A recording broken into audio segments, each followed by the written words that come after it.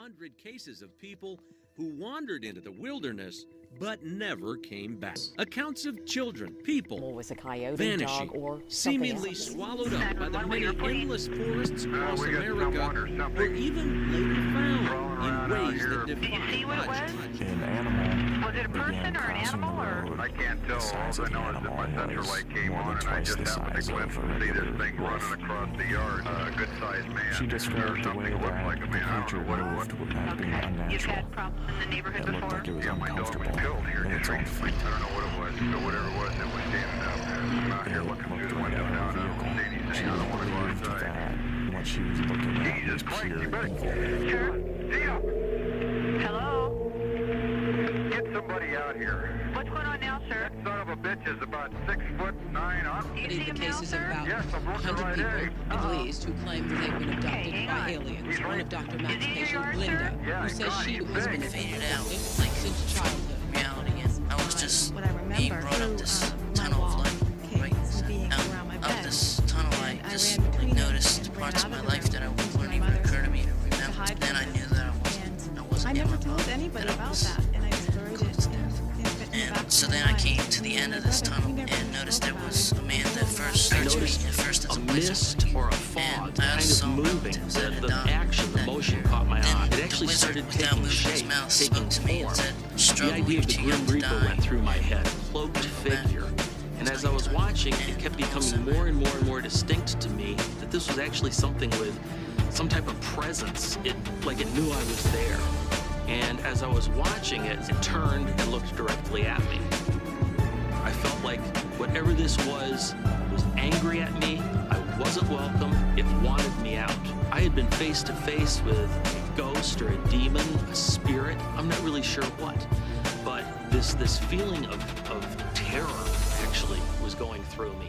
And I Hello really everyone, felt and more welcome that it to was Real demonic. Supernatural It was something Encounters. very evil. Today I'm going to be doing a 3-story mashup of random stories from my subreddit, Supernatural Encounters.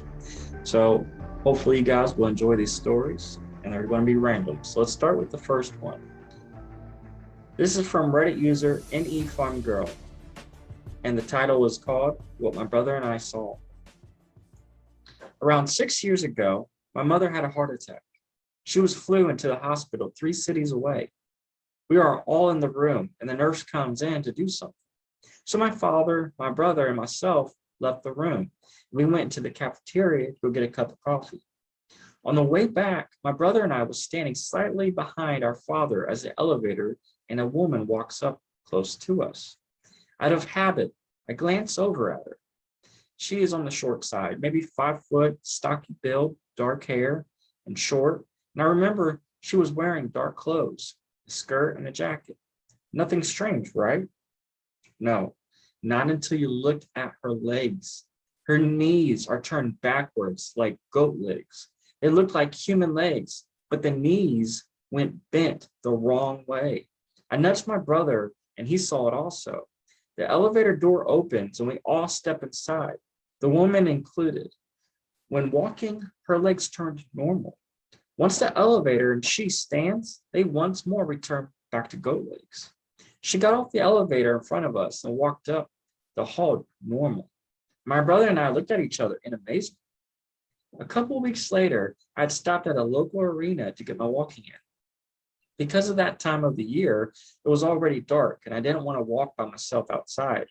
I made a couple of rounds and I get to this feeling like someone is watching me. The way the arena is made, you can see all the way around it, and there are exit doors every few feet. I look across the way and I see a woman, short, dressed in dark, and her legs are the exact same way the other woman's legs were that my brother and I saw at the hospital. I had the strangest feeling, maybe it was because I was alone. So the closer I got to her, the worse the feeling got. About 30 feet from her, I exited the arena and I went straight to my car. I now don't walk at the arena anymore, and I haven't saw this creature since. Wow, guys, what do you think about that? Can you imagine being put in that predicament? I don't know. I would have said something like, "Hey, Dad, do you see this woman's legs? Is this normal?" Obviously not. I wonder what would have happened if they would have spoke up. Would she have been scared and try to hide it? Would she fight them? What would have happened? All right, guys, let's go ahead and start with our second story.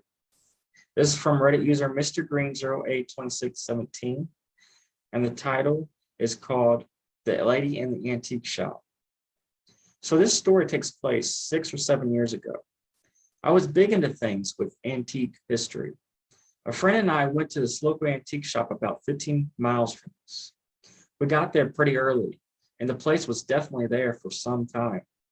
When we arrived, there was a man sitting on the porch, an older gentleman, wearing a conductor's hat, smoking out of what looked to me like a walnut pipe.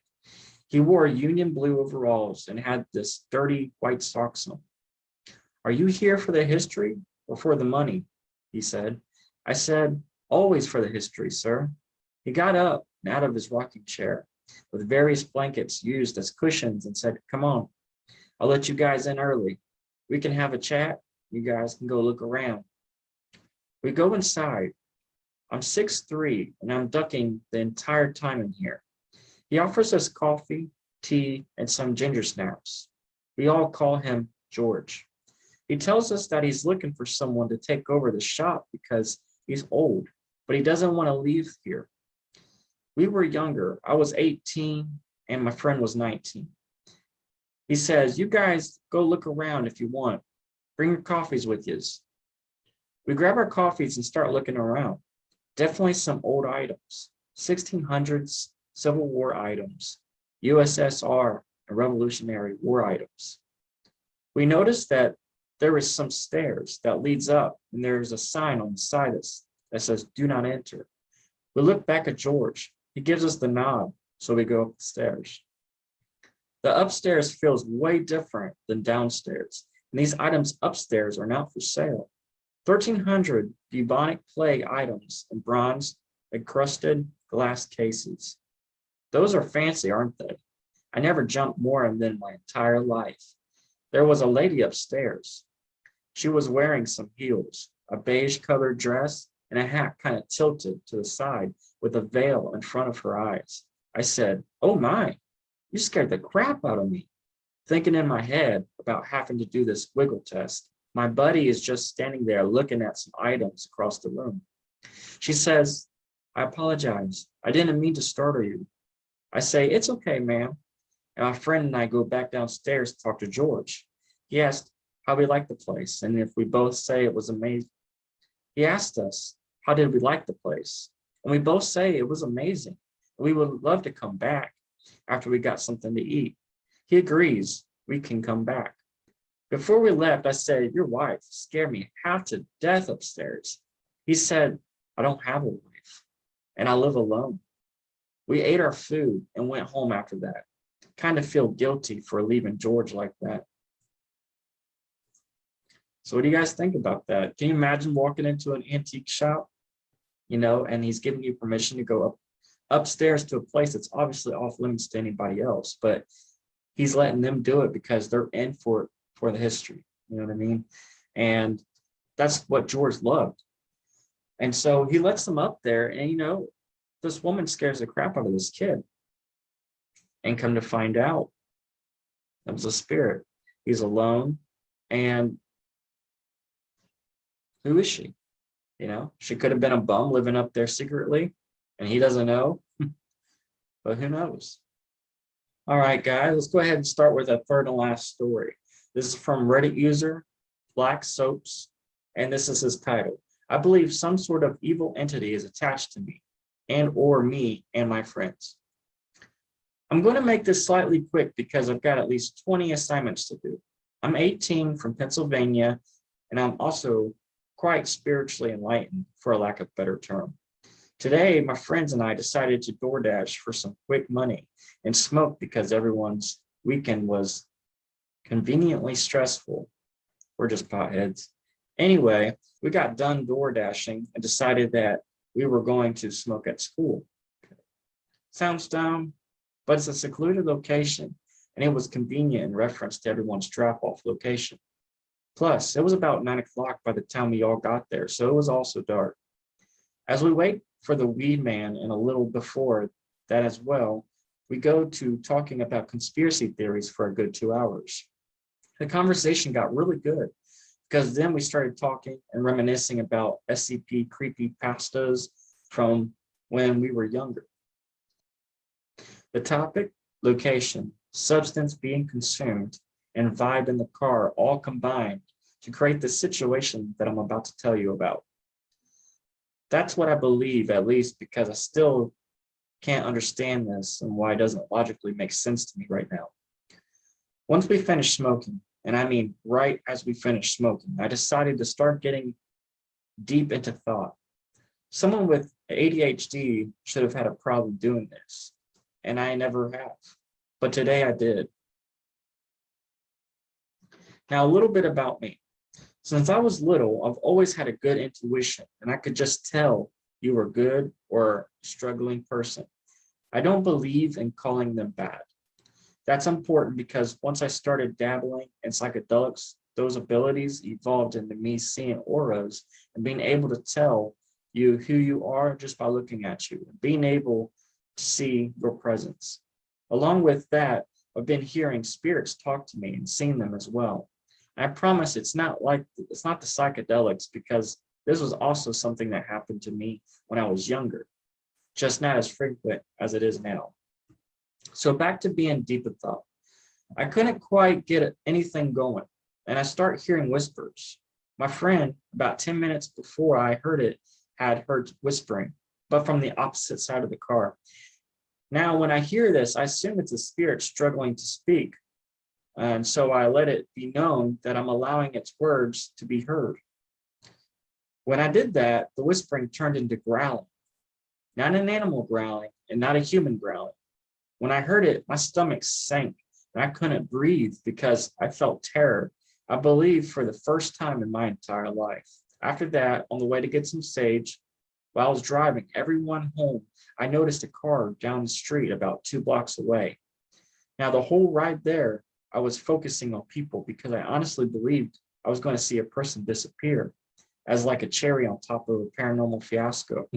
But as the 2 people I saw continued to walk, once they passed the car's headlights, it disappeared, and I couldn't process it until I parked on the side of the road.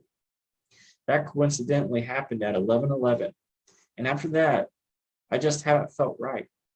Even after saging, if anyone has any information on what might have happened, please let me know what's going on. Now that's pretty incredible. I wouldn't think I would ask a spirit to give it any kind of like acceptance to speak out of fear of what could happen. And then this guy does it and he hears a growl, and that obviously scared the crap out of him. I don't know what I would do.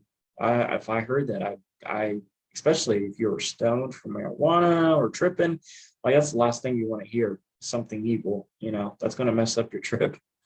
But yeah, tell me what you guys think. If you haven't already, please subscribe, comment to all the stories. Tell me what your opinions are. If you have stories, send me your stories. I have a subreddit called Supernatural Encounters. That's SUPERNATURALENCOUNERS without the T. So you guys can go there, become a member. We're around 440 members so far. My YouTube channel, if you guys haven't, please subscribe. We're almost to 200. We're trying to get up to our goal of 500. And I also have a Facebook group page, and we're almost at 500 members. So you guys are more than welcome to join that. If you guys have any supernatural, paranormal, cryptid, NDE, any type of unexplained or strange stories, please send me your brief stories to my email at realsne_stories@yahoo.com. You can also message me on any of my media platforms, from Reddit to Facebook to even YouTube in the comments. So if you guys got stories and like to come on, send me a message and we'll get you hooked up on a time and a date. If you want to stay anonymous, it's not a problem, as we do pre-recording Zoom meeting calls. That's how we record your stories, and you have the choice of being on video or off video, and I'm still able to record your audio. So thank you guys for watching. Thank you for being the members you are and telling the amazing stories you've told. The audience loves them very much, and looks forward to a new story every day. So thank you guys for putting your stories out there and coming forth and telling them. And other than that, I hope you guys have a great rest of your day. It's been another episode of Real Supernatural Encounters. I hope to see you guys again. We'll see you later.